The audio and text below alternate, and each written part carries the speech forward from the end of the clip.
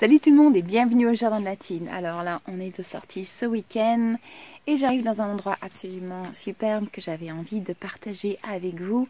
Et c'est l'occasion de vous faire découvrir forcément une plante que je ne vous ai pas encore présentée aujourd'hui et qu'on trouve bien dans la nature. Allez, c'est parti! Donc où sommes-nous? Nous sommes dans les Deux-Sèvres, plus précisément sur la commune de Largesse. Nous sommes sur le site du Jardin des Chirons, aussi appelé le Rocher Branlant. Et la particularité, c'est qu'on retrouve donc ces gros amas rocheux granitiques. Regardez comme c'est joli.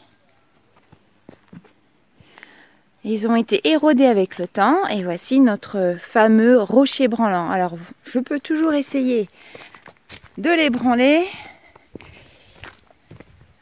Ça bougera pas. Voilà. Ah, c'est bien lourd. Mais c'est magnifique avec ces formes érodées comme ça. Et on se promène entre ces rochers. Ça crée un endroit un petit peu mystique. Voilà, un peu particulier. C'est très très agréable. Il y a même de l'eau. Voilà. Et la plante dont je voulais vous parler, eh bien j'en ai juste à côté de moi. Il y en a pas mal. C'est celle-ci.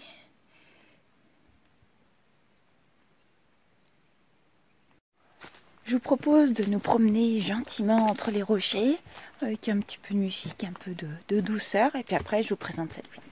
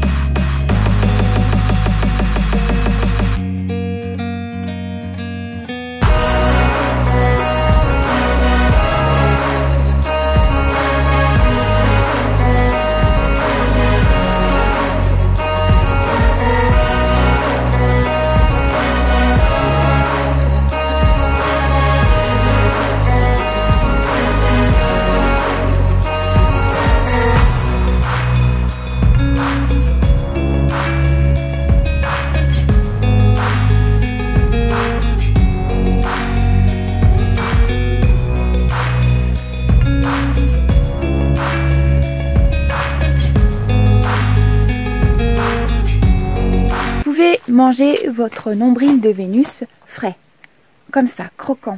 Il y a un petit goût poivré, c'est frais, il y a vraiment de la texture, c'est très agréable.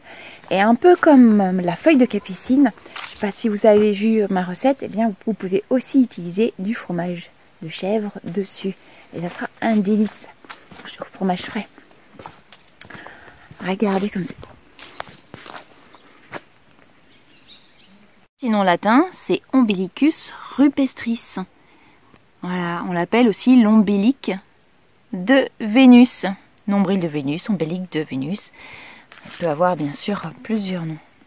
Et ça fait partie de la famille des Crassulaceae. On trouve donc ces nombrils de Vénus généralement, vous voyez, sur les rochers, parfois même sur des murs. Vraiment abrités de la lumière, donc plutôt ombragés. Donc là, forcément, les feuilles sont tombées parce qu'on est à l'automne, mais plutôt ombragées et humides. Alors là, l'humidité, on la sent parce qu'on voit toute cette mousse qui est là. Donc c'est un lieu idéal pour elle pour se développer.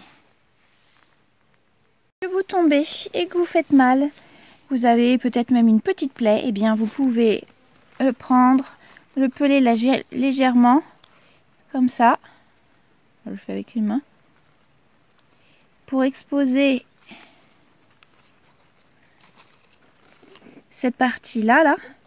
Et ça, vous l'appliquez sur votre plaie. C'est aussi très bien si vous avez des brûlures. Voilà, vous pouvez aussi l'utiliser sur les brûlures.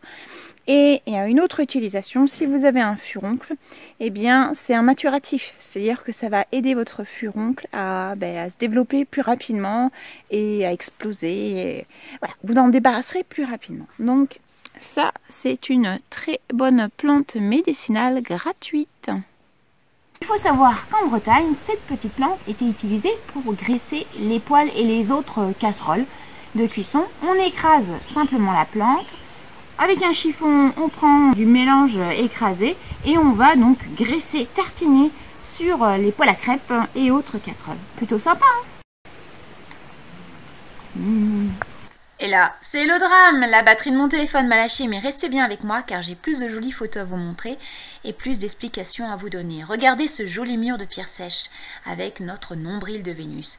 Récoltez-la entre octobre et mars. Et si vous en avez beaucoup, vous pouvez les mettre dans du vinaigre pour les conserver comme des cornichons. Délicieux. Ensuite, eh bien, si vous avez besoin d'amour et que vous cherchez l'âme sœur, vous pouvez vous faire un filtre d'amour. C'est ce qui se faisait au Moyen-Âge. Il faut bien se souvenir que c'est quand même le nombril de Vénus. Donc Vénus, la déesse de l'amour. Donc essayez, vous me direz si ça marche parce que j'ai plusieurs copines qui en auraient bien besoin. Ensuite, eh bien, c'est une plante, comme je vous disais, qui a de nombreuses propriétés. Hein, du tanin, des sels minéraux, notamment du fer, en abondance. Hein, là, beaucoup d'eau. Hein, vous avez vu, c'est croquant. Il y a du mucilage, des acides organiques et des vitamines. Notamment des vitamines C et des vitamines K. En plus, au XXe siècle, les médecins ont trouvé que c'était très efficace contre l'épilepsie. Voilà pour aujourd'hui, je vous laisse avec quelques photos du rocher branlant. J'espère que vous avez aimé cette visite dégustative. Voilà, je vous fais de gros bisous et je vous dis à dans 2 semaines.